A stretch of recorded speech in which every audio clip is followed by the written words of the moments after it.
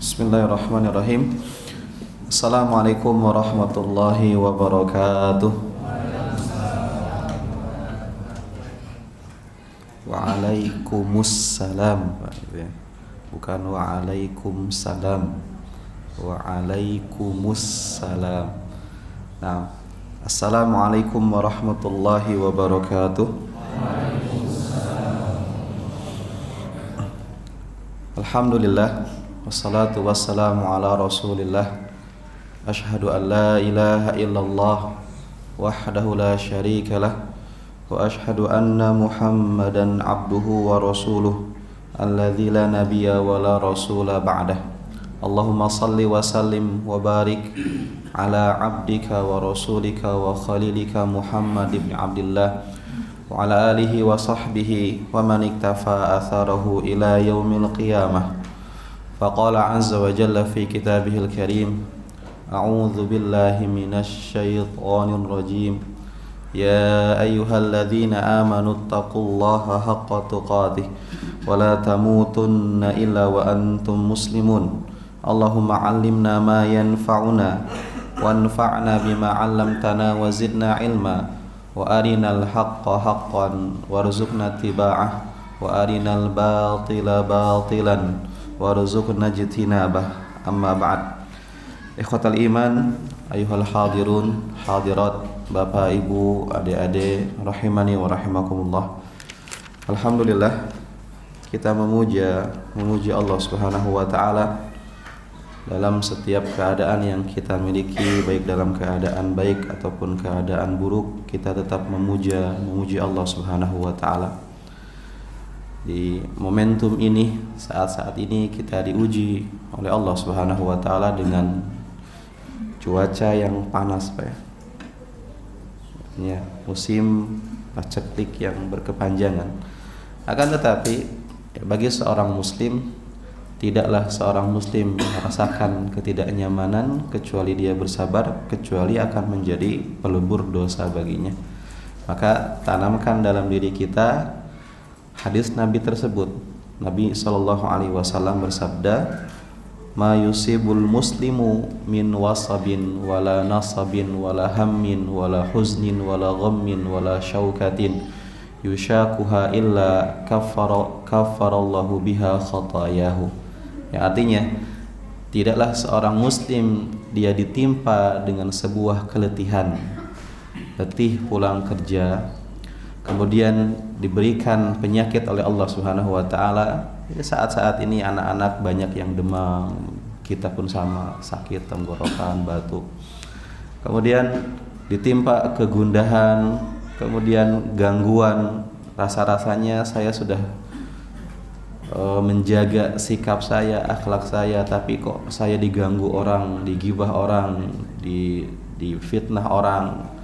Maka tidaklah semua ketidaknyamanan tersebut menimpa seorang muslim, sampai duri saja yang menusuk seorang muslim, dia jalan tertusuk duri, keluar rumah kejedot pintu, bahkan jerawat di wajahnya, tetapi dia sabar menghadapi itu. Maka seperti sekarang cuaca panas, tidak mengeluh, kecuali Allah akan hapuskan dosa-dosanya jika dilalui dengan kesabaran. Akan tetapi kadang yang namanya dosa, kadang yang namanya suatu hal itu disebabkan karena dosa-dosa. Dalam sebuah hadis disebutkan apa? Lam yamna qaumun zakata amwalihim, tidaklah suatu kaum menahan zakatnya kecuali Allah akan tahan hujan dari langit. Kalau bukan karena hewan ternak, maka Allah akan menahan hujan tersebut selamanya. Akan tetapi karena Allah masih sayang terhadap hewan ternak, meskipun banyak orang yang tidak mengeluarkan zakat hartanya, maka Allah tetap menurunkan hujan suatu saat juga. Maka kadang ada dosa yang dilakukan oleh sebagian orang, tetapi dampaknya kepada seluruh orang. Itulah kehidupan kita, Pak. Maka tetap kita diwajibkan untuk tetap menasihati kaum muslimin, karena ad-dinu nasihat, agama itu nasihat. Ketika ada kemungkaran, maka kita nasihati mereka. Karena jika seandainya prinsipnya ketek-ketek gua, misalkan dada-dada gua, apa urusannya dengan, ya kalau misalkan Allah turunkan adab, kita semua yang merasakan adab tersebut gitu. Maka mudah-mudahan kita termasuk orang-orang yang selalu memuja Allah, bersyukur kepada Allah apapun keadaan yang kita miliki. Dan tentunya tidak lupa kita menghaturkan salawat dan salam kepada Nabi kita, Nabi Muhammad sallallahu alaihi wasallam. Bapak Ibu hadirin rahimani wa rahimakumullah, insyaallah di malam hari ini, malam ke-16 ya. Malam ke-16 di bulan Rabiul Awal 1445 Hijriah. Insyaallah kita akan melanjutkan pembahasan kitab kita, kajian rutin kitab Ar-Rahiqul Makhtum an Sirati Nabawiyah, sejarah kehidupan Nabi kita Muhammad sallallahu alaihi wasallam. Di pertemuan sebelumnya kita telah mengambil hikmah dan pelajaran dari kisah hijrah, jadi hijrah ke negeri Habasyah. Di sana ada beberapa kisah yang masyhur, seperti kisahnya Umar bin Khattab dengan perkataan Umar tidak akan masuk Islam sampai keledai bapaknya apa? Mengucapkan syahadat atau masuk Islam. Kemudian yang selanjutnya adalah bagaimana retorika bahasa yang dimiliki oleh Ja'far bin Abi Thalib dalam menyanggah semua tuduhan-tuduhan dari Amr bin As dan Abdullah bin Abi Rabi'ah, dan ditengahi oleh Najasyi. Dan Najasyi sebagai raja yang adil bisa melihat bahwa agama yang dibawa oleh Rasulullah SAW itu keluar dari satu lentera yang sama, sebagaimana yang datang kepada Nabi Isa alaihi salam. Sehingga kaum muslimin pun tinggal secara damai di negeri Habasyah. Meskipun ada sebagian riwayat yang mengatakan ini perjalanan Habasyah itu panjang dia. Jadi semenjak kedatangan kaum muslimin ke negeri Habasyah, maka Raja Najasyi memuliakan kaum muslimin. Kemudian di tengah-tengah perjalanan tersebut ada berbagai macam kejadian. Ada sebagian menyebutkan bahwa adanya usaha kudeta terhadap Najasyi ketika itu, karena Najasyi lebih condong dan pro kepada kaum muslimin, tetapi kudeta tersebut berhasil digagalkan oleh Najasyi. Maka Najasyi masuk Islam di tangan Ja'far bin Abi Thalib gitu. Tapi keislamannya disembunyikan sampai akhirnya ketika Najasyi meninggal dunia nantinya, Najasyi meninggal dunia dalam keadaan muslim dan orang-orang masyarakatnya tidak tahu rajanya sudah masuk Islam. Maka ketika Najasyi meninggal dunia, Nabi mengatakan laqad mata akhukum, telah meninggal hari ini saudara kalian, itu Najasyi. Maka akhirnya Nabi pun melaksanakan salat gaib untuk Raja Najasyi. Jadi prosesnya panjang. Di sana ada kirim surat antara Nabi dengan Najasyi. Kemudian ketika ada Ummu Habibah yang hijrah ke sana, kemudian Nabi meminta supaya Najasyi menjadi wali untuk Ummu Habibah. Maka Nabi Muhammad pun menikah dengan Ummu Habibah, gitu kan. Nah, ikhwatal iman rahimani wa rahimakumullah. Tapi ceritanya berlanjut ketika Amr bin As, dan Amr bin As ini adalah seorang juru bicara, Pak. Ahli retorika bahasa hubungan bilateral antara Quraisy dengan negara-negara yang lain, dia duta besarnya. Dan kehebatannya di sini salah satunya. Meskipun di kehebatan yang lain, dia adalah seorang penunggang kuda yang hebat, seorang yang memiliki taktik perang yang bagus. Maka nanti ketika Amr bin As ini masuk Islam, maka Amr bin As ini tiba-tiba diangkat oleh Nabi menjadi seorang jenderal, padahal keislamannya baru sebentar itu. Dan ada kisah-kisah tentang Amr bin As ini. Di masa-masa perang, Amr bin As itu bisa mimpi basah, Pak. Artinya apa? Para ulama mengambil hikmahnya apa? Orang ketika masa-masa perang itu kan pikiran stres, Pak. Artinya tertekan. Bagaimana teknik perang besoknya, bagaimana mengatur pasukan. Tapi Amr bin As bisa mimpi basah. Artinya apa? Hatinya tenang dia. hatinya bukan polos, hatinya tenang, bisa mimpi seperti itu gitu kan. Para ulama mengambil kesimpulan seperti itu. Maka nantinya Amr bin As akan masuk Islam. Tapi Amr bin As ketika pulang dari Habasyah, kemudian membawa kegagalan disampaikan kepada orang-orang Quraisy. Di sinilah orang Quraisy mereka menumpahkan kemarahannya kepada Nabi sallallahu alaihi wasallam. Karena yang berangkat ke Habasyah banyak, hampir 100 orangan datang ke sana. Dan mungkin itu kebanyakan kaum muslimin pindah ke sana. Yang di Mekah ada ya ada. Tapi kebanyakan dari mereka masih menyembunyikan keislaman. Kemudian ada yang dilindungi oleh kabilahnya, sehingga yang biasanya mereka bisa menyiksa dengan leluasa, ternyata orang-orang yang disiksa itu pada pindah ke Habasyah. Akhirnya mereka menumpahkan kemarahan mereka kepada Nabi sallallahu alaihi wasallam. Meskipun Nabi dilindungi oleh pamannya Abu Thalib, tetapi ternyata mereka berani untuk menambah frekuensi penyiksaan terhadap Nabi sallallahu alaihi wasallam. Satu riwayat menyebutkan anna Utaibah bin Abi Lahab ata yauman Rasulullah sallallahu alaihi wasallam. Utaibah bin Abi Lahab, menantunya mantan menantunya Nabi sallallahu alaihi wasallam, mendatangi Nabi sallallahu alaihi wasallam. Dia orang kafir kan? Dia orang kafir dan dia mengatakan kepada Nabi, ana akfuru bin najmi idza hawa ma dhalla sahibukum wa ma ghawa wa ma yantiqu anil hawa. Kata Utaibah, dia mengatakan, wahai Muhammad, saya mengingkari, mengkufuri apa yang telah datang kepada engkau dengan surat wan najmi idza hawa ma dhalla sahibukum wa ma ghawa. Karena kan surat ini pernah dibaca Nabi dan orang-orang Quraisy kan langsung sujud Pak ketika itu. Maka dia mencari celah di sini dan dia mengatakan orang-orang lain bisa sujud, saya enggak, saya kufur kepada ayat tersebut. Kemudian akhirnya dia pun kasar kepada Nabi sallallahu alaihi wasallam, menyobek gamis Nabi sallallahu alaihi wasallam dan meludahi Nabi sallallahu alaihi wasallam. Tetapi Buzak itu dahak yang dia keluarkan untuk meludahi Nabi sallallahu alaihi wasallam tidak kena kepada Nabi. Dan ketika itu Nabi berdoa kepada Allah Subhanahu wa taala dengan doa yang masyhur, Allahumma sallit alaihi kalban min kilabika. Ya Allah, utuslah kepadanya salah satu dari anjing-anjingmu. Jadi kalban min kilabika. Maka setelah kejadian tersebut, Utaibah bin Abi Lahab ini seperti kebiasaannya orang-orang Quraisy melakukan perjalanan dagang ke negeri Syam.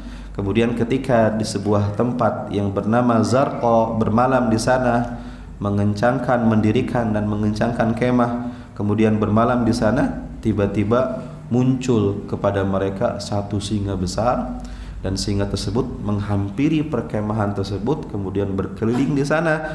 Kemudian Utaibah mengatakan, ya wail, sungguh celakanya aku, akhi huwa wallah, kata dia, Muhammad saudaraku, demi Allah, akalani, dia akan memangsaku, kama da'a Muhammadun alayya, seperti apa yang didoakan oleh Muhammad terhadapku. Qatalani wa huwa bi Makkah, sungguh Muhammad membunuhku padahal Muhammad ada di kota Mekah. Maka singa tersebut pun menghampiri Utaibah bin Abi Lahab dan menyerangnya dan memangsanya. Fadagama ra'sahu, sampai kepalanya ini dikunyah-kunyah sama singa tersebut.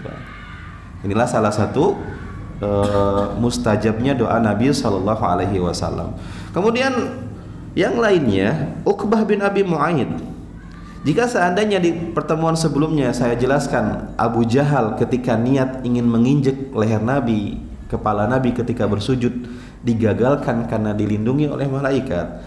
Di sini seseorang yang bernama Uqbah bin Abi Mu'aid, dia berhasil menginjek leher Nabi sallallahu alaihi wasallam.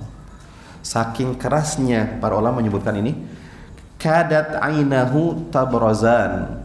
Saking kerasnya injekan tersebut, ya, sampai-sampai mata Nabi itu tertekan dan hampir keluar gitu, istilahnya gitu. Artinya begitu kerasnya injekan dari orang ini. Lihat bagaimana frekuensi penyiksaan yang dilakukan terhadap Nabi sallallahu alaihi wasallam. Mereka melakukan seperti ini. Kemudian dalam riwayat yang lain, ketika Nabi Shallallahu Alaihi Wasallam, riwayat Ibnu Ishaq yang diriwayatkan oleh seorang sahabat yang bernama Abdullah bin Amr bin As, dia mengatakan, hadartuhum, aku pernah ada bersama orang-orang Quraisy, waqad ijtama'u fil hijr. Baik, mereka ketika itu kongko kumpul di Hijr Ismail.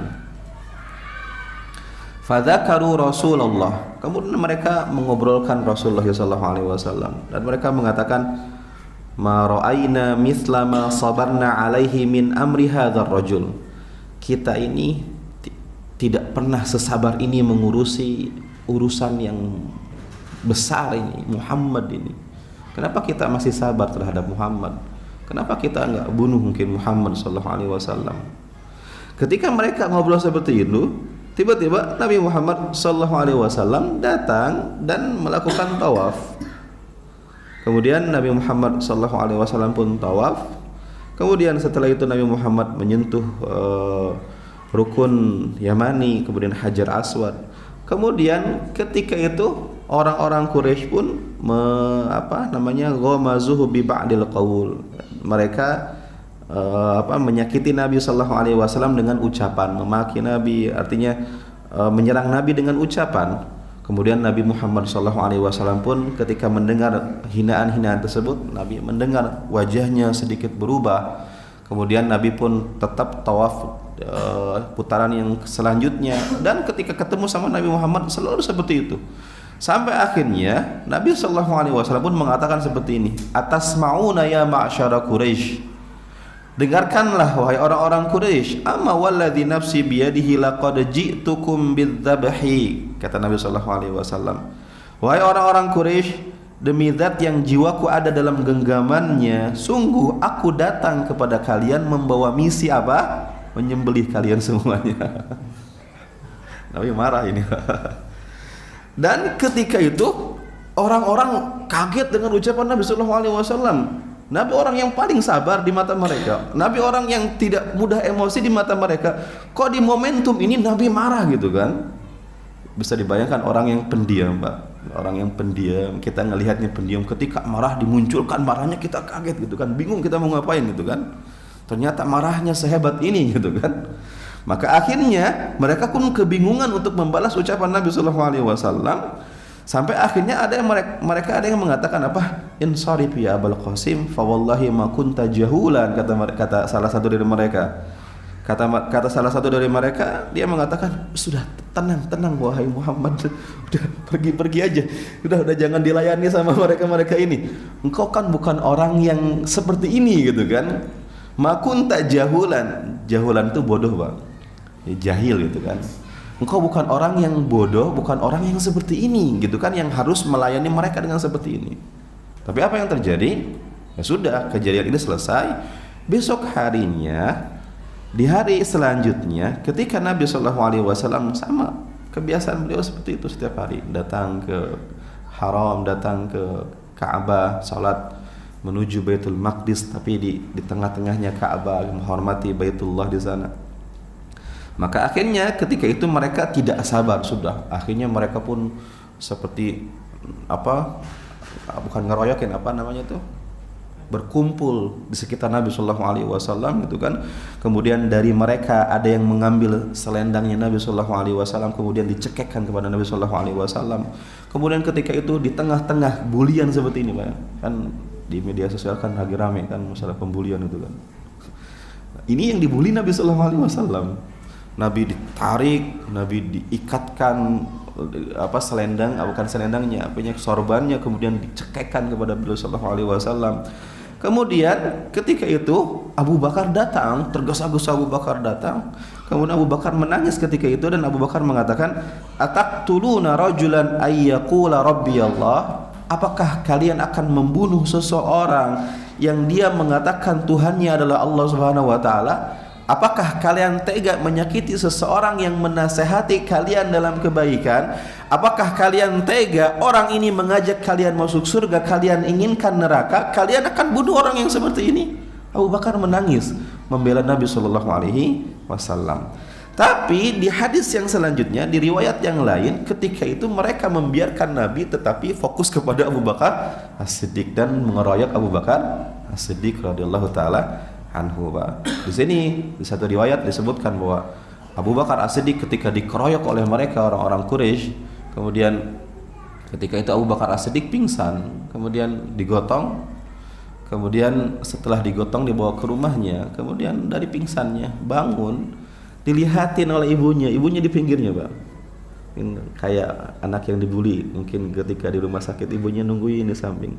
Kemudian ibunya melihat kepada Abu Bakar As-Siddiq. Abu Bakar membuka matanya, bangun dari pingsannya. Kemudian ucapan Abu Bakar pertama kalinya apa? Apakah Nabi Muhammad SAW selamat? Tidak bonyok gitu kan, tidak apa-apa. Maka ibunya mengatakan, wahai Abu Bakar, wahai anakku, pikirkan nasibmu. Kok bonyok seperti ini masih mikirin Muhammad gitu kan?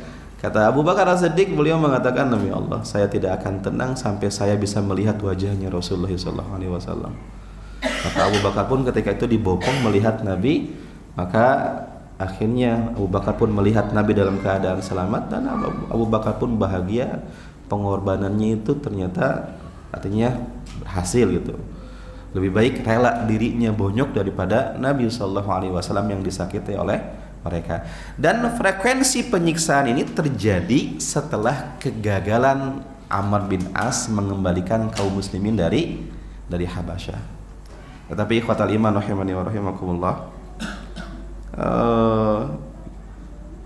ketika kita diuji oleh Allah Subhanahu wa taala dan kita bersabar di atas ujian tersebut, Allah bersama kita. Dan Allah akan berikan pertolongan kepada kita. Cuman pertanyaannya kapan gitu. Sesabar apa kita harus menahan ini sampai Allah mendatangkan pertolongan tersebut kepada kita. Di satu hadis Nabi SAW disebutkan apa? Ketika orang-orang Quraisy itu sampai mereka menyiramkan debu ke kepala Nabi, disiramkan seperti ini ke kepalanya Nabi SAW. Kemudian Nabi ketika itu pulang ke rumah dengan debu yang banyak di kepala beliau SAW. Masuk ke rumah, kemudian Fatimah putri beliau melihat itu dan menangis. Fatimah membersihkan debu tersebut dari kepala Nabi SAW, rambut Nabi SAW. Kemudian Nabi kita menenangkan putrinya Fatimah dengan mengatakan, ya bunayyah, wahai putriku, jangan menangislah, tabki. Innallaha mani'un abaki, sesungguhnya Allah menjaga bapakmu. Kalau pertanyaannya menjaga gimana, itu aja penyiksaan didapatkan seperti itu gitu kan. Lihat, tapi Nabi mengatakan apa? Meskipun dengan penyiksaan yang didapatkan seperti itu, Nabi tetap mengatakan sesungguhnya Allah menjaga ayahmu, jangan khawatir, tenang, jangan menangis. Maka ini menunjukkan apa? Ya, namanya pertolongan Allah Subhanahu wa taala tidak instan. Orang-orang mungkin mengatakan, ya Allah, bukankah janjimu itu benar? Kenapa yang terjadi kok seperti ini, seperti ini, seperti ini? Allah ingin melihat bagaimana prosesnya. Maka ketika Nabi SAW sabar di dalam menghadapi semua tantangan dakwah ini, Pak, maka akhirnya Allah Subhanahu wa taala sedikit memberikan pertolongan kepada Nabi SAW. Dengan cara apa? Dengan cara masuk Islamnya dua tokoh hebat yang akan mengubah alur perdakwahan ketika itu, yaitu masuk Islamnya Hamzah bin Abdul Muttalib dan Umar ibn Khattab radhiyallahu taala anhu. Ini cahaya di tengah-tengah kegelapan itu, ternyata dua tokoh sentral, dua tokoh penting masuk Islam. Maka lihatlah, Hamzah bin Abdul Muttalib dikenal dengan Asadullah, singanya Allah Subhanahu wa taala, memiliki kunyah Abu Imarah. Dan Hamzah bin Abdul Muttalib ini adalah pamannya Nabi sallallahu alaihi wasallam. Dulu telah kita jelaskan, Hamzah ini umurnya beda 2 tahun dengan Nabi sallallahu alaihi wasallam. Jadi berbeda, tidak terlalu jauh lah. Dan memang teman paman sekaligus teman bermain gitu. Bahkan Hamzah dengan Nabi ini adalah saudara susu dari Thuwaibah. Jadi saudara susu dari Thuwaibah, artinya di satu sisi beliau adalah paman, di satu sisi beliau adalah saudara seperti saudara kandung. Maka seharusnya yang namanya paman, anaknya paman bisa dinikahi kan, karena sepupuan itu bisa dinikahi. Ketika itu Ali bin Abi Thalib pernah menawarkan putrinya Hamzah, wahai Nabi, ini putrinya Hamzah, yaitu sebatang kara gitu kan, maka nikahilah gitu kan, dan bimbinglah dia gitu kan. Maka Nabi SAW mengatakan apa? Sungguhnya tidak halal bagiku putrinya Hamzah. Ya mungkin orang mengatakan, bukankah dia sepupu anda dan dia adalah halal, yang namanya sepupu itu halal. Maka Nabi mengatakan, ya di satu sisi dia adalah sepupu, tapi di sisi lain dia adalah keponakanku. Karena Nabi dengan Hamzah adalah saudara gitu kan, adik kakak kan, sepersusuan. Maka putrinya Hamzah adalah keponakan Nabi SAW. Nah, dari Hamzah bin Abdul Muthalib kita bisa mengambil pelajaran apa? Bahwa orang-orang kafir itu bermacam-macam, dan kita pun juga harus mensikapi orang-orang kafir dengan sikap yang berbeda, macam-macamnya. Dari orang kafir tersebut ada orang-orang kafir yang sangat memusuhi, Pak. Seperti contoh-contoh yang ada, Abu Lahab, Abu Jahal, Uqbah bin Abi Mu'aid dan orang-orangnya, Umayyah bin Khalaf. Kemudian ada kafir yang tidak memusuhi. Siapa contohnya? Ini Hamzah bin Abdul Muthalib. Kemudian kebanyakan keluarga Bani Hashim tidak memusuhi Nabi SAW, meskipun dari mereka ada yang muslim, ada yang kafir. Dan juga ada kafir yang dia membela dakwah gitu. Seperti siapa? Abu Thalib ya. Mungkin di zaman sekarang ada orang seperti itu. Ada orang-orang kafir yang membenci kita. Dengan kebencian tersebut mereka melakukan tindakan-tindakan diskriminatif terhadap kita misalnya. Kemudian ada orang-orang kafir yang dia tidak membenci kita, bergaul dengan kita, tidak memusuhi kita. Ada orang-orang kafir yang mungkin bahkan membantu kita menyediakan lahan, dia membantu mempermudah urusan kita, mungkin izin kepada dia kasih izin, silakan dan sebagainya gitu kan. Maka sikap kita terhadap orang-orang kafir ini berbeda, Pak. Jangan disamakan semuanya. Nah, Hamzah bin Abdul Muthalib keislamannya ada di tahun ke-6 kenabian. Aslama fi awakhiris sanah as-sadisah minan nubuwah, syahri Dzulhijjah, bulan Dzulhijjah di tahun 6 kenabian.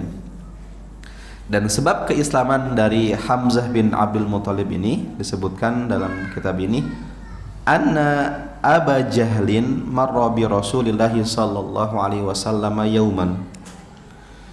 Suatu ketika Abu Jahal melewati Nabi sallallahu alaihi wasallam di tempatnya di Bukit Safa. Jadi Safa Marwah itu di zaman Nabi dekat dengan perkampungannya Abu Jahal, Bani Makhzum.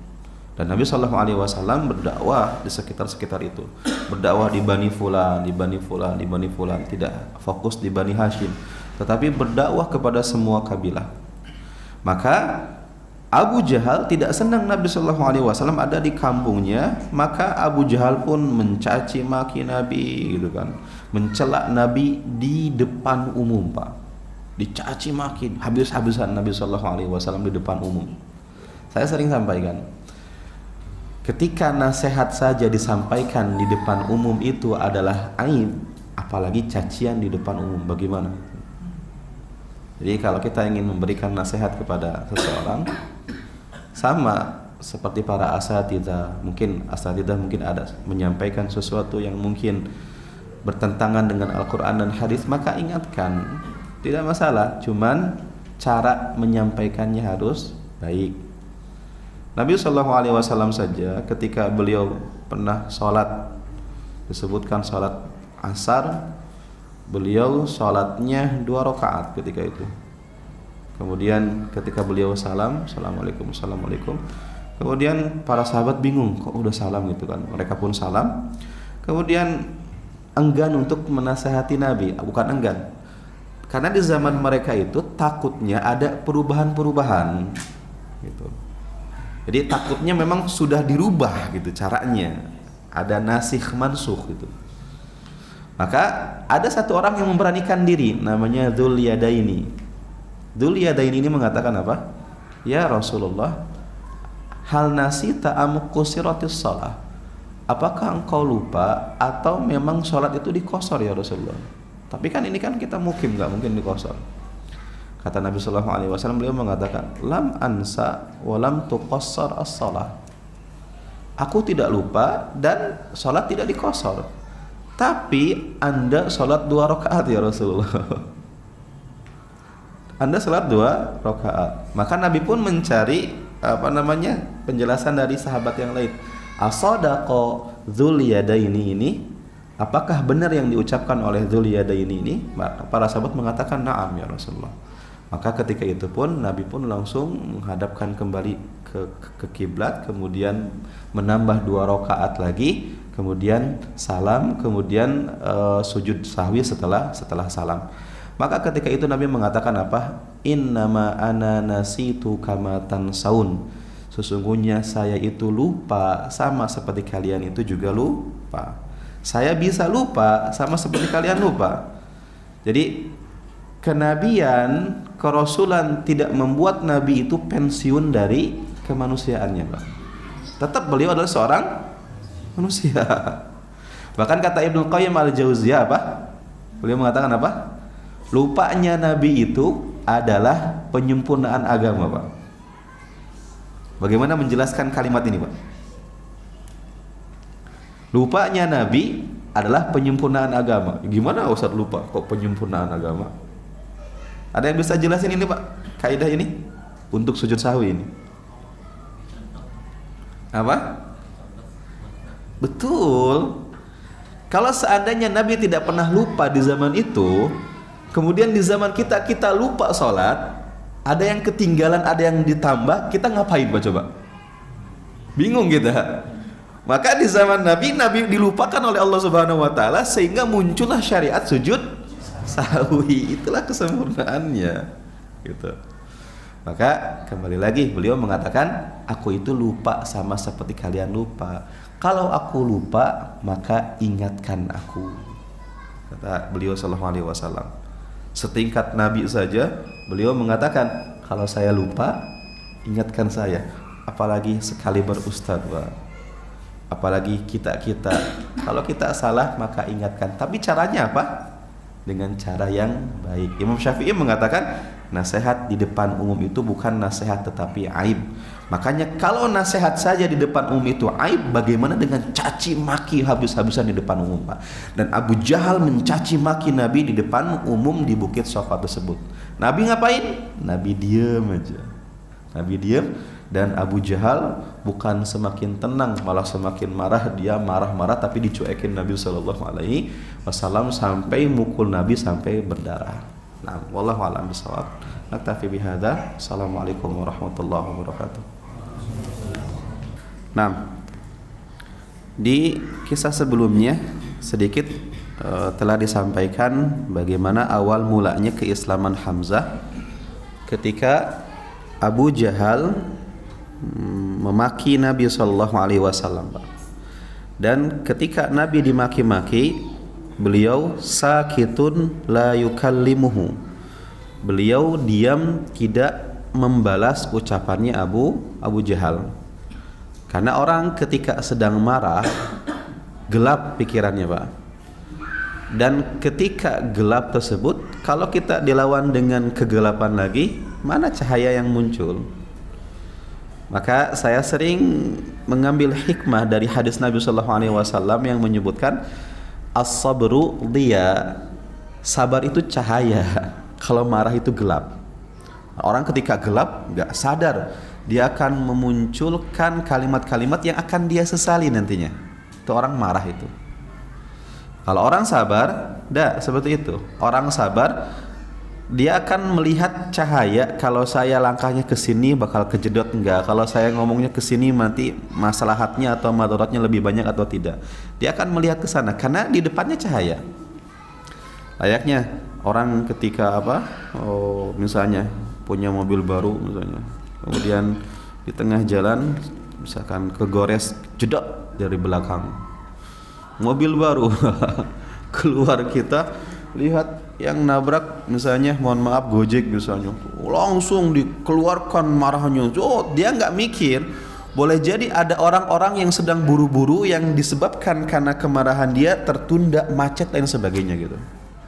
Tapi kalau misalnya ada orang yang sabar, ya siapa yang ingin kecelakaan, siapa yang menginginkan merugikan orang itu kan? Tidak ada yang ingin seperti itu kecuali orang gila itu. Maka diajak ke pinggir dulu, dikepinggirkan mobilnya, diajak ngobrol, Bapak apa tidak apa-apa gitu kan, ngobrol gitu kan. Ya maaf Mas gitu kan. Ya maaf. Kita sampaikan ya tidak. Ya qadarullah terjadi seperti itu, tapi tidak segala sesuatu bisa selesai dengan maaf gitu kan.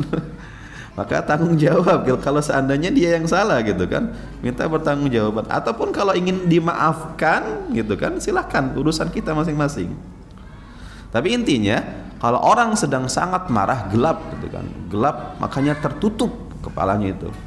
Maka sebagian ulama menyebutkan ketika orang mentalak istrinya dalam keadaan marah dan sampai menutupi logikanya, sebagian ulama mengatakan talaknya tidak jatuh itu, karena dia menalak dalam keadaan seperti orang yang mabuk, dia tidak dengan logika. Kecuali kemarahan yang masih dia bisa handle kemarahannya, kemudian dia bisa memikirkan hasil dari ucapannya, kemudian ketika dia menalak dan dia pun paham konsekuensinya, maka talaknya sah. Yang seperti itu maka dikembalikan. Maka dulu pernah ada jamaah nanya ke saya, Ustaz, saya nalak istri saya ketika saya sangat marah. Saya sampaikan, itu kembali kepada Bapak, sah dan tidak sahnya itu, dan Bapak yang paham, Allah dan Bapak yang paham itu. Kenapa? Kalau Bapak benar-benar marah sampai menutup logika, talaknya tidak sah. Tapi kalau Bapak ketika itu marah dan Bapak masih paham konsekuensi apa yang Bapak ucapkan menalak tersebut, maka talaknya itu sah. Tadi talak tertutup, logika tidak sah. Kemudian talak tahu konsekuensinya, maka itu sah. Maka di sini Nabi SAW tidak menyaut, diam beliau SAW. Tapi Abu Jahal semakin marah dia. Saya ngomong gak didengar gitu kan, dicuekin. Maka akhirnya Abu Jahal pun memukul Nabi SAW sampai membuat beliau pun berdarah, keluar darah dari beliau SAW. Maka setelah apa yang dilakukan terhadap Nabi pun, Abu Jahal ya tanpa dosa gitu, dia pun menuju ke arah Ka'bah. Biasa kongko dengan teman-teman yang sefrekuensi dengan dia kan, di Hijr Ismail biasa di sana. Maka akhirnya dia pun di sana. Nah, kejadian ini kan dilihat oleh banyak mata. Ketika itu Hamzah bin Abdul Muthalib ya pulang dari berburu membawa busur. Biasa coba. Makanya Hamzah itu jagoannya Quraisy. Orang mengendara kuda bisa, tapi orang mengendara kuda sambil memanah bisa nggak itu? Makanya ini Hamzah jagoannya ini. Ini Hamzah jagoannya ini. Makanya di perang Badar, Umayyah bin Khalaf cerita, siapa di pasukan kalian yang pakai bulu merpati di dadanya? Kemudian kata sahabat Abdurrahman, itu Hamzah bin Abdul Muthalib. Oh, orang itu menghancurkan pasukan kita, mengobak-abik semua formasi kita. Itu Hamzah di perang Badar itu kan. Maka ketika itu Hamzah pulang dari berburunya, kemudian ada satu wanita yang melihat Nabi dicaci maki dan dipukul sampai berdarah itu, menceritakan kepada Hamzah, wahai Hamzah, tahu tadi ada kejadian apa? Keponakanmu Muhammad gitu kan dicaci maki habis-habisan oleh Abu Jahal di depan orang banyak, bahkan dipukul sampai berdarah gitu kan. Hamzah marah di sini, Pak. Mungkin di sini marahnya ta'asubiyah, kekeluargaan bisa.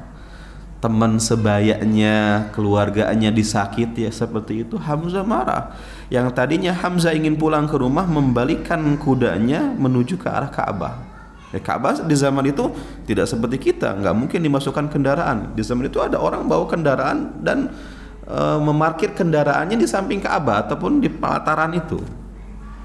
Maka ketika itu pun Hamzah datang, kemudian Hamzah membawa busurnya, kemudian Hamzah melihat ada Abu Jahal dengan teman-temannya, maka akhirnya Hamzah pun turun dan Hamzah pun mengatakan kepada Abu Jahal, "Ya musaffirastah, wahai orang yang berpantat kuning," kata Hamzah.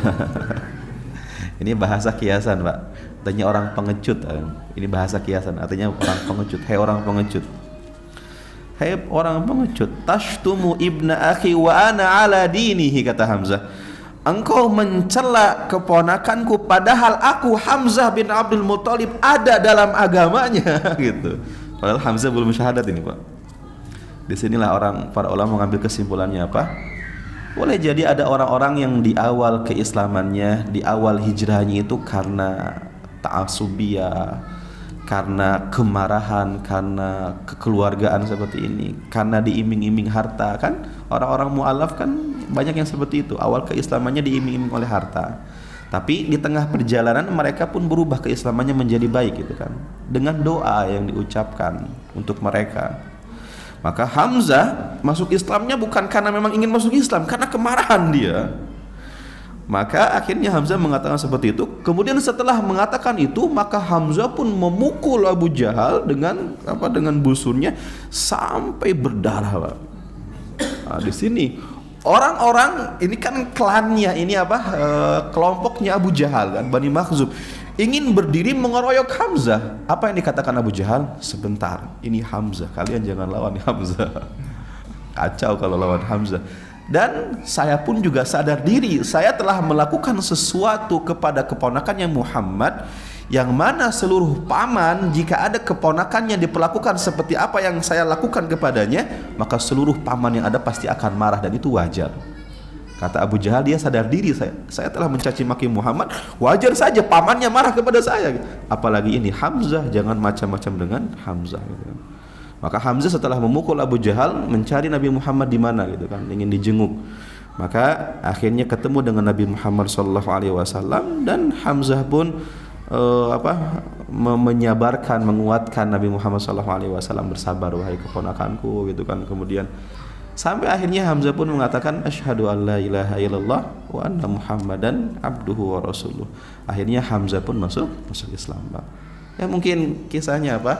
Hikmahnya, ada orang-orang yang di awalnya dipaksa seperti itu karena iming-iming sesuatu, tapi lama kelamaan lihat bagaimana keislamannya Hamzah bin Abdul Muthalib itu.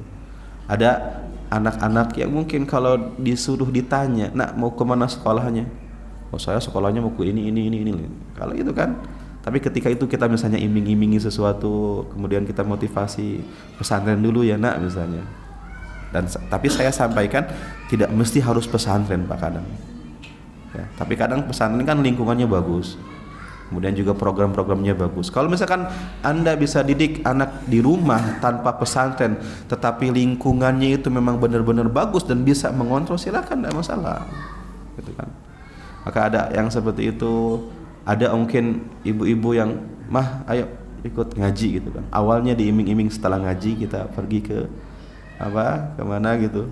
Kita jalan-jalan ke mall sebentar, setelah ngaji, tapi ya ngaji dulu. Tapi mungkin awalnya dia nggak mau, tapi kan nanti diiming-iming kan, jalan-jalan gitu kan.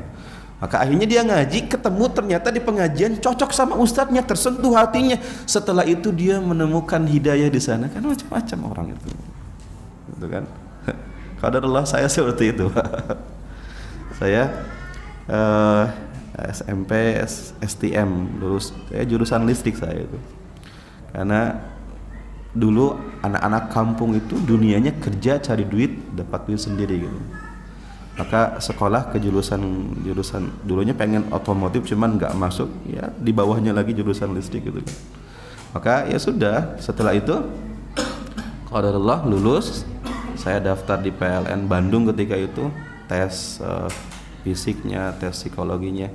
Maka tes fisiknya ketika itu lulus, masih energik dulu, nggak seperti sekarang ini Pak ya.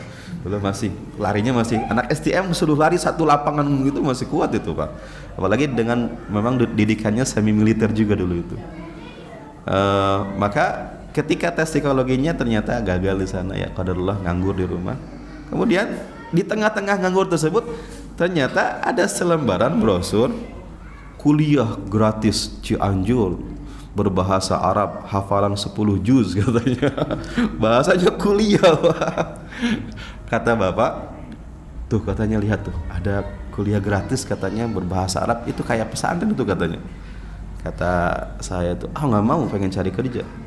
Bapak pun bilang seperti ini, daripada nganggur mendingan cari ilmu akhirat dulu katanya, ilmu tentang akhirat dulu aja daripada nganggur. Saya bilang nggak mau gitu. Ya bagaimana anak-anak STM Pak, hidup dengan motor itu kan, hidup dengan dunia anak-anak motor, dengan frekuensi yang sama. Kalau kumpul-kumpul ngomonginnya apa, kalau nggak cewek motor Pak. Itulah anak-anak itu. Di tempat kami dulu di Garut itu banyak geng-geng motor, ekstasi, briges gitu kan. Itu ada di Garut, itu ada Brigadier Seven yang dari Bandung muncul di Garut. Banyak sekali teman-teman ketika malam minggu itu keluar bawa samurai, kemudian si samurainya dipercikan di tol, itu senang mereka. Ketika bertarung antara sesama geng itu mereka berdarah. Ketika berdarah itu apa mereka bilangnya? Tolong fotoin saya, dokumentasi nanti kalau saya udah gede nggak buat anak cucu saya ceritanya gitu kan. Itu Pak, mending nggak mati gitu kan. Itulah anak-anak STM seperti itu di tempat, nggak semuanya tapi.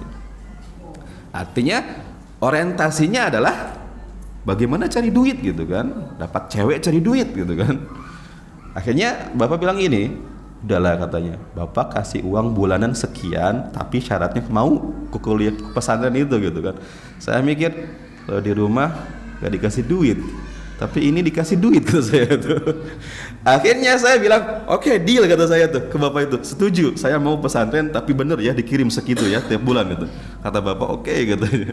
Akhirnya sudah, ternyata pas datang ke sana itu bukan kuliahan Pak, itu bangunan di tengah sawah itu. Kata bapak, ketipu kita katanya. Gimana, mau pulang lagi atau enggak kata saya, enggak lah, itu kan ma'had gitu kan, jadi ma'had itu pondok gitu. Kata saya, udahlah nggak usah, kayak penting bulanan saja dikirim terus gitu kan. Ya sudah, tipikal anak kampung Pak, tipikal anak orang Sunda yang nggak paham saya. Orang Sunda, saya termasuk orang Sunda yang memang pengennya tuh pulang terus gitu kalau pesantren tuh. Kalau orang lain kan kuat dia tuh nggak pulang-pulang. Itu kan sebulan 2 bulan pengen pulang gitu kan. Terus bertahan, akhirnya apalagi dengan sistem si ustadz di kelas jelasinnya berbahasa Arab. Saya lulusan STM enggak paham sama sekali. Ngaji Al-Qur'an masih balelol, panjang pendek, makhraj, aduh kacau banget. Gimana, enggak ada dasar sama sekali. Bukan musuh. Saingannya itu anak-anak MTS, anak-anak pondok juga. Apalagi ketika ada nilainya yang tidak bagus, udah bisa dikeluarkan gitu kan. Maka ya sudah, bertahan di sana, bertahan 6 bulan bertahan sampai setahun. Saya menikmati itu Pak, menikmati dunia sana gitu kan. Dunia ketika ngaji Al-Quran, dunia ketika mendengarkan kisah-kisah, dunia ketika mendengarkan tentang keimanan gitu kan. Pulang ke rumah ya kan, reunian sama teman-teman STM. Ketika itu duduk-duduk kayaknya udah gak sefrekuensi Pak, gak nyambung gitu, gak nikmat gitu kan pertemanan dengan mereka itu. Akhirnya sudah terputus lah, bukan terputus, artinya tidak terlalu dekat lagi dengan mereka. Tapi tetap sampai sekarang saya masih sering nanya kabar, sering kalau di kampung ketemu masih sering ngobrol dengan mereka bagaimana keadaannya. Saya kadang selipkan nasihat-nasihat kepada mereka gitu kan. Artinya apa? Sama, ada orang-orang yang awalnya seperti itu Pak. Seperti Hamzah ini masuk Islam diawali dengan cara apa? Dengan fanatisme, kekauman, kemarahan, tapi di tengah jalan. Tapi jangan lupakan doa sebetulnya. Mungkin doa dari ibu yang membuat kita itu nikmat di atas agama ini, istiqomah, mudah-mudahan terus di atas agama ini. Minta doa kepada mereka. Dan kita pun juga jangan malas untuk mendoakan supaya keluarga kita mendapatkan hidayah dari Allah Subhanahu wa taala. Nah, itu Hamzah pun akhirnya masuk Islam. Kemudian yang terakhir adalah keislaman Umar bin Khattab radhiyallahu taala anhu. Maka nah, Umar bin Khattab masuk Islam 3 hari setelah Hamzah. Para ulama menyebutkan bahwa keislaman Umar ini tidak instan. Sebetulnya sudah masuk cahaya Islam ke dadanya Umar, tapi fanatisme, warisan budaya, agama masih lebih kuat daripada cahaya tersebut. Tapi Nabi Shallallahu Alaihi Wasallam akhirnya beliau pun mendoakan dengan doa yang sangat terkenal. Nabi mengatakan, diriwayatkan oleh Al-Imam At-Tabrani dari Ibnu Mas'ud dan Anas bin Malik radhiyallahu taala anhuma, Nabi Shallallahu Alaihi Wasallam berdoa, Allahumma a'izzal Islam bi ahabbir rajulaini ilaika bi Umar bin Khattab atau bi Abi Jahal bin Hisham. Ya Allah, muliakanlah Islam dengan salah satu 2 orang yang paling engkau cintai antara Umar dan Abu Jahal. Gitu. Ini doanya Nabi Sallallahu Alaihi Wasallam sampai kepada kita doa ini. Maka suatu ketika Umar bin Khattab pernah ngumpat-ngumpat mendengarkan atau melihat Nabi sedang sholat malam. Kan kebiasaan Nabi gitu, Pak. Nabi sholat malam dan kemudian siapa? Ummu Jamil ya, istrinya Abu Lahab yang kerjaannya suka naburin duri supaya Nabi, kan ketika itu kan gelap, gak seperti sekarang terang gitu. Jadi ketika Nabi lewat kadang ada duri di depannya, kalau nggak sadar keinjek di sana. Itulah kerjaannya siapa? Ummu Jamil itu, bibi iparnya sendiri, bibi ipar. Maka Nabi Muhammad pun salat malam. Kemudian Nabi ketika itu membaca, sebagian ulama menyebutkan riwayat-riwayat ini lemah gitu kan, tapi sebagian yang lain mengatakan bisa diterima. Maka dibacakan Nabi Sallallahu Alaihi Wasallam surat Al-Haqqah, Al-Haqqatu mal-Haqqah, wa ma adraka mal-Haqqah, dan sampai selesai, sampai ucapan-ucapan yang panjang sekali, Pak. Lihat bagaimana salatnya Nabi Sallallahu Alaihi Wasallam, panjang salatnya. Sampai Umar pun ketika itu lagi ngumpet, lagi ngelihatin Nabi sambil mendengar bacaan Nabi, sambil menikmati bacaan Nabi Sallallahu Alaihi Wasallam. Dan ketika itu Umar mengatakan, ini perkataan seorang syair, nikmat seperti ini. Ternyata qadarullah, ucapan Umar ini pun dibalas sama Allah dengan firman-Nya, innahu, Nabi mengatakan, innahu laqaulu rasulin karim wa ma huwa biqauli syair qalilan ma tu'minun. Sesungguhnya Al-Qur'an ini disampaikan oleh malaikat Jibril yang mulia, dan sesungguhnya Al-Qur'an ini bukanlah syair, sangat sedikit orang-orang yang beriman. Kemudian Umar pun seperti dibalas gitu kan. Umar mengatakan ini syair, ternyata Nabi Muhammad membaca itu. Umar pun mengatakan kalau seperti itu ini jampe-jampe dukun. Kemudian Allah pun mengatakan lagi, wala biqauli kahin qalilan ma tadhakkarun tanzilum mir rabbil alamin. Ini bukan perkataan dukun, sangat sedikit orang-orang yang mengambil pelajaran. Al-Qur'an diturunkan dari Rabb semesta alam, Allah Subhanahu wa taala. Maka sebetulnya sudah masuk ke dalam hati Umar Islam di sini. Apalagi Umar melihat sendiri, ini kok bisa orang-orang rendahan, para budak kok tiba-tiba menjadi mulia setelah masuk Islam. Apa yang dilakukan oleh Muhammad sehingga budak-budak ini ketika disiksa kuat dan tahan gitu kan. Kalau kita pun disiksa seperti itu nggak mungkin kita tahan, tapi kok ini kok pada bertahan mereka. Umar melihat kejadian ini. Umar melihat Ibnu Mas'ud yang seorang pengembala kambing yang dihinakan oleh mereka sebagai orang kalangan bawahan gitu kan. Kemudian Ibnu Mas'ud berani menantang orang-orang Quraisy dengan membacakan surat Ar-Rahman secara lantang di depan orang-orang Quraisy gitu kan. Maka Umar melihat kejadian-kejadian ini, ada apa gitu kan dengan Islam itu. Agama yang dikatakan oleh teman-teman sebagai pemecah belah gitu kan, agama yang dikatakan oleh teman-teman sebagai perusak tradisi, ini kok ada apa, kok bisa seperti itu. Ada pertanyaan-pertanyaan seperti itu di dalam hati Umar bin Khattab. Tapi ternyata meskipun banyak pertanyaan itu, fanatisme kekaumannya masih tinggi. Sampai kepada tingkat Hamzah masuk Islam, Umar bingung, kok Hamzah masuk Islam gitu kan. Sampai akhirnya Umar pun berpikir, sudah tidak ada cara untuk mengakhiri krisis yang ada di Mekah ini kecuali menghilangkan sumbernya. Siapa itu? Nabi Muhammad SAW. Maka Umar pun ketika itu pun mengambil pedangnya, menyarungkan pedangnya, membawa pedangnya ketika itu menuju kepada Rasulullah SAW. Umar tanpa pedang saja ditakuti, apalagi bawa pedang.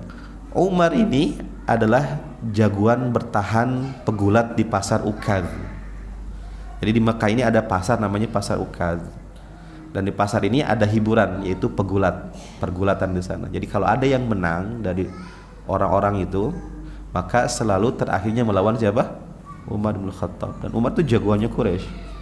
Maka Umar ini kalau tanpa pedang saja ditakuti, apalagi dengan pedang, Pak. Apalagi kan juga setelah Islam juga sifat aslinya Umar kan tetap ada, kerasnya, tegasnya Umar setelah Islam itu ada. Saking keras dan tegasnya itu, maka setan saja takut sama Umar kan. Padahal kan Umar tidak bisa melihat setan. Disebutkan dalam hadis riwayat Ali bin Abi Thalib bahwa ketika Nabi SAW ketika itu duduk-duduk dengan beberapa wanita yang bertanya kepada Nabi SAW, maka wanita tersebut pun bercanda dengan Nabi, Pak. Layaknya ada satu ustadz kalau ibu-ibu nanya ketawa gitu kan. masih itu. Ternyata ketika itu Nabi Muhammad dengan ibu-ibu bertanya, ibu-ibu ini suaranya tinggi gitu kan, ngobrol gitu kan. Tiba-tiba Umar datang, ibu-ibu langsung terdiam suaranya, Pak. Maka Nabi tertawa. Kemudian Umar pun melihat Nabi tertawa. Kenapa Anda tertawa ya Rasulullah? Kata apa? Kata Nabi, saya bingung. Tadi ibu-ibu suaranya kenceng-kenceng semua ini. Tapi ketika engkau datang mereka diam gitu kan. Akhirnya Umar pun menasihati ibu-ibu, wahai ibu-ibu, harusnya kalian itu lebih segan terhadap Nabi daripada kepada saya gitu kan. Kata ibu-ibu, oh hai Umar, kalau Nabi itu orangnya lembut gitu kan, engkau galak gitu kan. Maka Nabi pun mengatakan apa? Benar wahai Umar, engkau itu adalah sosok yang jika seandainya setan saja lewat berpapasan dengan engkau, maka setan ini lebih memilih untuk mencari jalan yang lain daripada harus berpapasan dengan engkau. Itulah Umar bin Khattab, Pak. Maka Umar bin Khattab ketika itu bawa pedang, marah, ingin membunuh Nabi SAW. Tidak ada yang berani untuk menegur Umar ketika itu, kecuali seseorang dari kabilahnya sendiri, namanya kakek-kakek namanya Nuaim bin Abdullah An-Naham Al-Adawi. Ini dari kabilahnya kan Bani Adi Al-Adawi. Umar kan juga Al-Adawi. Maka ditanya, aina ta'mad ya Umar? Kemana engkau wahai Umar? Kata Umar, uridu an aqtula Muhammada. Saya ingin membunuh Muhammad. Itu kan dia sumber kekacauan yang ada di kota kita ini gitu. Maka orang ini mengatakan, kaifa ta'manu min Bani Hashim wa min Bani Zakhrah wa qad qatalta Muhammadan. Bagaimana engkau akan selamat nanti dari Bani Hashim dan Bani Zahra? Nanti akan muncul perang kabilah nanti. Karena Muhammad dilindungi oleh Abu Thalib gitu kan. Kalau engkau bunuh Muhammad, bahaya. Daripada ngurusin Muhammad, lebih baik ngurusin keluargamu dulu gitu kan. Nah, Umar kaget. Umar kan termasuk yang paling keras menyiksa seseorang di kabilahnya kan. Ini keluarganya. Emang ada apa dengan keluarga saya? Adikmu Fatimah dengan iparmu Zaid, Sa'id bin Zaid telah masuk Islam. Kau nggak tahu kabar itu? Kata Umar, benarkah seperti itu? Iya, coba aja. Akhirnya tadi Umar yang tadinya ingin membunuh Nabi SAW pun akhirnya merubah arahnya menuju rumahnya Fatimah. Di sana Fatimah itu adiknya Umar, Pak ya. Kemudian Sa'id bin Zaid adalah suaminya Fatimah. Siapa Sa'id bin Zaid? Seseorang yang dijamin surga, Pak. 10 sahabat yang dijamin surga. Inilah iparnya Umar bin Khattab. Maka ketika itu Sa'id bin Zaid kemudian Fatimah, di sana ada seorang sahabat namanya Khabbab bin Ard. Khabbab bin Ard ketika itu sedang ngajarin ngaji kepada Fatimah dan Sa'id bin Zaid. Ngajarin ngaji. Dan ketika ngajarin ngaji itu kan ada kalimat-kalimat, ternyata Umar sedikit mendengar dari luar. Ketika itu Umar pun mendengar dari luar. Kemudian Umar pun langsung mengetok pintu gitu kan. Fatimah, ana Umar. Fatimah di dalam, Umar, kakakku gitu. Umar, bahaya, Khabbab ngumpet gitu kan. Mana tadi lembaran-lembarannya diumpetin. Sa'id bin Zaid pun juga coba tenang, jangan panik. Maka ketika itu dibukakan, Umar pun mengatakan apa tadi kalimat-kalimat yang saya dengar dari dalam rumah kalian itu kan. Kemudian Fatimah mengatakan, ma ada hadisan tahaddatsnahu bainana. Tadi hanya obrolan kita gitu kan, percakapan. Enggak, saya dengar kalian telah masuk Islam, kalian telah murtad, kata Umar. Maka akhirnya disinilah sudah ngaku. Sa'id bin Zaid mengatakan, wahai Umar, bagaimana jika seandainya kebenaran itu memang ada dalam agama selain agama nenek moyang kita?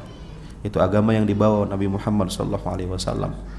Maka Umar pun ketika mendengarkan penjelasan Sa'id bin Zaid ini langsung melompat ke arah Sa'id bin Zaid dan ingin memukul Sa'id bin Zaid, tetapi perkelahian tersebut akhirnya dilerai oleh Fatimah, sampai akhirnya Fatimah pun tidak sengaja terbanting oleh marahnya Umar bin Khattab, sampai akhirnya keluarlah darah dari pipinya, dari mungkin mulutnya Fatimah bintu Khattab. Maka ketika itu pun Umar melihat adik kandungnya berdarah seperti itu, maka Umar pun akhirnya diam, mencoba untuk menenangkan diri, Pak. Kemudian Fatimah ketika itu pun marah kan. Fatimah mengatakan Ya Umar, wahai kakakku Umar, in kanal haqqu fi ghairi dinika. Sesungguhnya kebenaran itu ada di agama selain agamamu. Artinya di agama yang dibawa Muhammad sallallahu alaihi wasallam, maka dengarkanlah. Kalau engkau dengar dari orang, maka dengarkanlah sekarang dari saya. Asyhadu an la ilaha illallah wa anna Muhammadan abduhu wa rasuluh, gitu kan. Maka ditantangi sama Fatimah. Maka ketika Umar pun melihat keteguhan Fatimah suaminya, dan Umar pun sekeras apapun Umar melihat darah di pipi adiknya, Umar pun luluh ketika itu, maka Umar pun terdiam. Maka Umar pun ketika itu mengatakan, a'tuni hadzal kitab alladzi indakum fa aqra'uhu. Berikan lembaran yang tadi kalian baca, saya akan baca.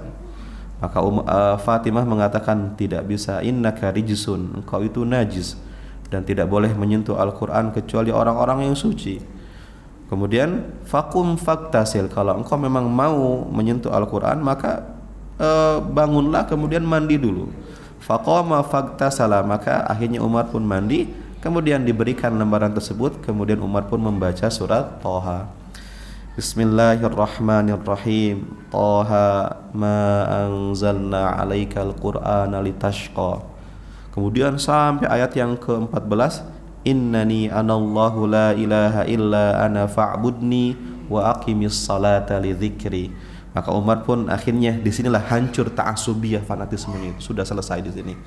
Hancur semua warisan budaya yang ada dalam dirinya, hancur dengan ayat tersebut. Maka akhirnya Umar pun mengatakan, tunjukkan di mana Muhammad sallallahu alaihi wasallam itu. Akhirnya Khobab yang tadi ngumpet muncul, Pak. Khobab mengatakan, wahai Umar, absyir, berbahagialah, fa inni arju an takuna da'watur rasulullah ka lailatul khamis. Saya berharap engkaulah orang yang dimaksudkan dalam doanya Nabi ketika Nabi berdoa di malam Kamis, kata Khobab bin Ard. Maka akhirnya Umar pun disampaikan bahwa Nabi itu ada di rumah Al-Arqam bin Abil Arqam. Maka akhirnya Umar pun datang ke tempat Al-Arqam bin Abil Arqam, dan di sana Nabi sallallahu alaihi wasallam bersama dengan Hamzah, bersama dengan kaum muslimin yang lain. Para ulama menyebutkan rumah Al-Arqam bin Abil Arqam ini tidak diketahui sebagai pusat dakwah oleh orang-orang Quraisy. Kalau diketahui kan digerebek sama mereka. Apalagi Al-Arqam bin Abil Arqam ini rumahnya ada di klan Bani Makhzum, yang pimpinannya siapa? Abu Jahal. Jadi di kampung Abu Jahal ada pusat dakwah yang Abu Jahal dan teman-teman yang lain nggak tahu itu pusat dakwah, gitu kan. Nah, ketika Umar pun menuju ke rumah Al-Arqam bin Abil Arqam, maka ketika itu orang-orang yang di dalam ribut, Pak. Ribut kenapa? Umar datang membawa pedangnya ke tempat kita. Maka disampaikan, kemudian di sana ada Hamzah. Hamzah mengatakan, kenapa kalian? Kata mereka, Umar, wahai Hamzah. Kata Hamzah, biarkan dia, kalau dia macam-macam biar saya yang tangani. Itu Hamzah. Hamzah, Umar ini dua orang yang jagoan ini.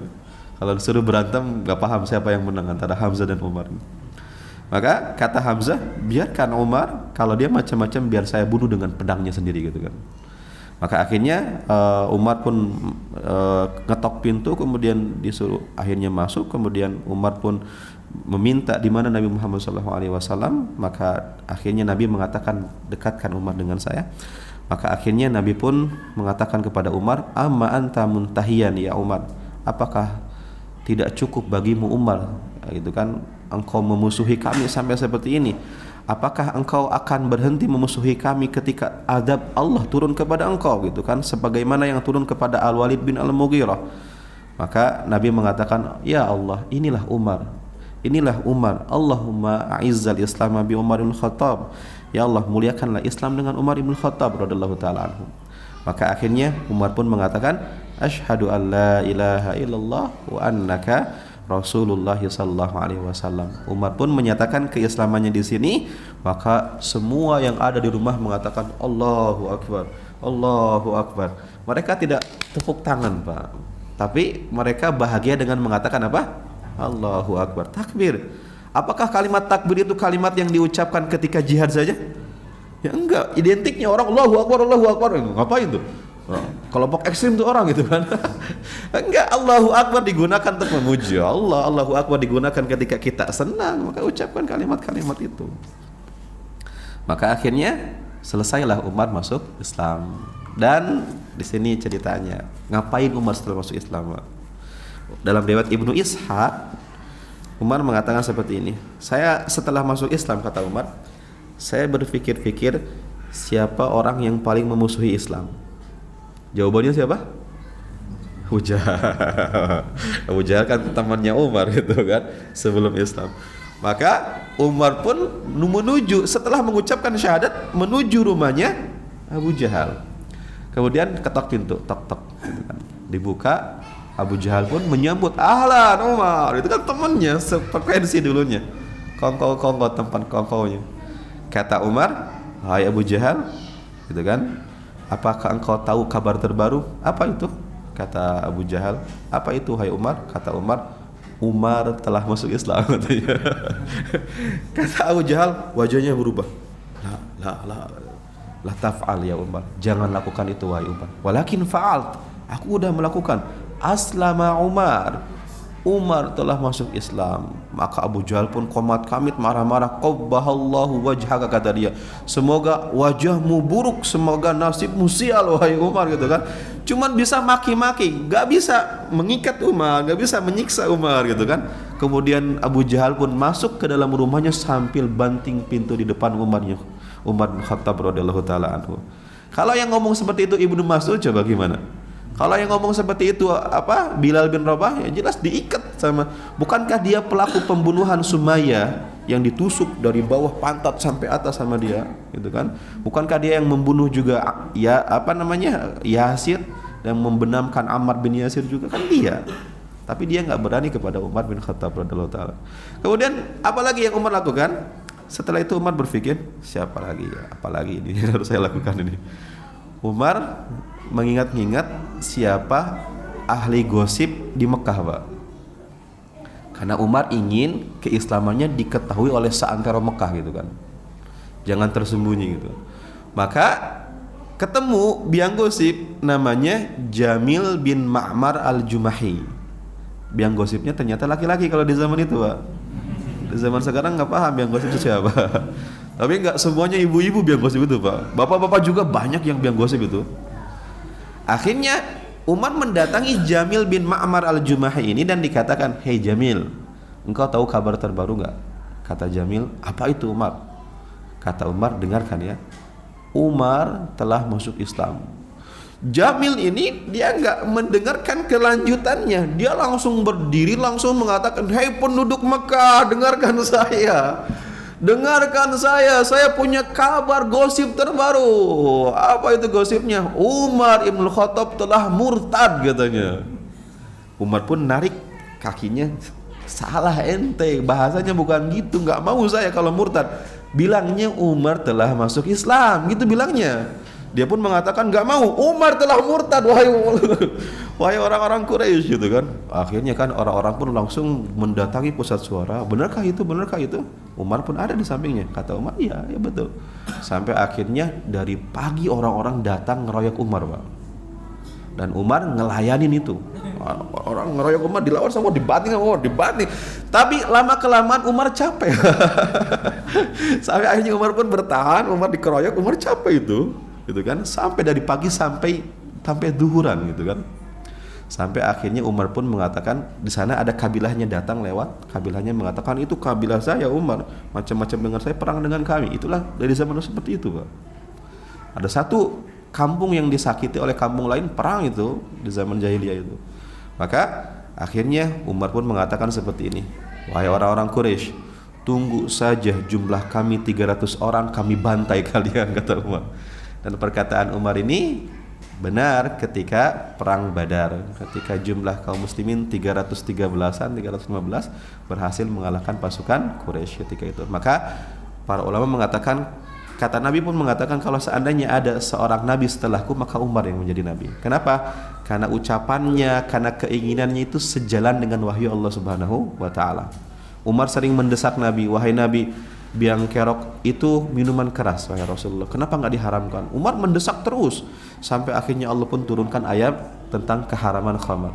Kemudian Umar mengatakan, wahai Rasulullah, kenapa tidak sholat di belakang makam Ibrahim gitu kan setelah tawaf itu? Maka Umar pun mengatakan seperti itu. Akhirnya Allah pun turunkan ayat wattakhidhu mim maqami Ibrahim musalla gitu kan. Itulah Umar bin Khattab.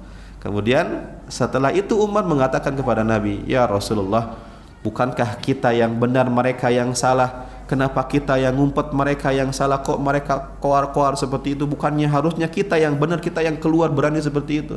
Kata Umar, kata Nabi, ya kita yang benar wahai Umar, mereka yang salah. Terus kenapa kita ngumpet? Kita keluar dong. Akhirnya Umar pun ketika itu memotivasi orang-orang untuk menunjukkan keislamannya. Disebutkan di sejarah ketika itu orang-orang yang tidak berani menunjukkan keislamannya pun berani menunjukkan keislamannya. Maka ketika itu para sahabat membuat dua barisan. Barisan pertama di sampingnya Hamzah, barisan yang kedua di sampingnya Umar bin Khattab, keliling Mekah bertakbir Allahu Akbar, Allahu Akbar. Orang-orang Quraisy tidak berani untuk macam-macam dengan dua barisan tersebut. Kenapa? Karena di barisan pertama Hamzah, di barisan kedua adalah Umar. Padahal sebetulnya tujuannya gak kesana kalau dilihat oleh ahli sejarah, Pak. Tujuannya apa? Kenapa mereka tidak berani melerai para sahabat yang bertakbir ketika itu? Ketakutan mereka ini apa? Bahwa Mekah itu adalah sebagai pusat destinasi, tujuan orang untuk haji. Ketika mereka berani untuk melerai dua barisan tersebut dan terjadi kekacauan karena di sana ada Hamzah dan Umar, nanti akan muncul kabar Mekah tidak aman sehingga orang pun tidak akan mau kembali ke kota Mekah. Ada faktor-faktor ekonomi yang membuat mereka tidak berani untuk melerai itu. Maka semenjak kejadian itu Umar pun diberikan gelar Al-Faruq, orang yang membedakan mana yang hak, mana yang batil. Maka dua cahaya ini menjadi penolong dalam dakwahnya Nabi kita sallallahu alaihi wasallam. Mungkin kita katakan, ya Allah, mana pertolonganmu ya Allah? Saya sudah sabar. Bukannya janji engkau itu dekat, kok rasa-rasanya kami terzalimi terus itu, Pak. Maka ingatlah perjuangan Nabi sallallahu alaihi wasallam. Nabi pun juga sama. Allah ingin melihat prosesnya, tapi intinya suatu saat Allah akan memberikan pertolongannya. Karena kenapa? Wal aqibatu lil muttaqin, akhir yang baik milik orang-orang yang bertakwa kepada Allah Subhanahu wa taala. Wallahu alam bissawab. Itu mungkin yang bisa kita jelaskan di pertemuan kita hari ini, malam hari ini. Insyaallah kita lanjutkan di pertemuan selanjutnya dengan langkah kembali Quraisy dalam menghentikan dakwah dengan cara bernegosiasi langsung dengan Nabi sallallahu alaihi wasallam. Ketika itu mereka mendatangi Nabi untuk bernegosiasi secara personal, ternyata tidak ketemu juga. Akhirnya mereka melakukan kekuatan terakhir dengan cara apa? Embargo secara ekonomi, yaitu melakukan pemboikotan selama 3 tahun terhadap kaum muslimin. Mereka gunakan kekuatan mereka secara ekonomi untuk menghentikan dakwah Nabi sallallahu alaihi wasallam. Wallahu a'lam bishawab. Nah, jika ada hal-hal yang ingin ditanyakan silakan.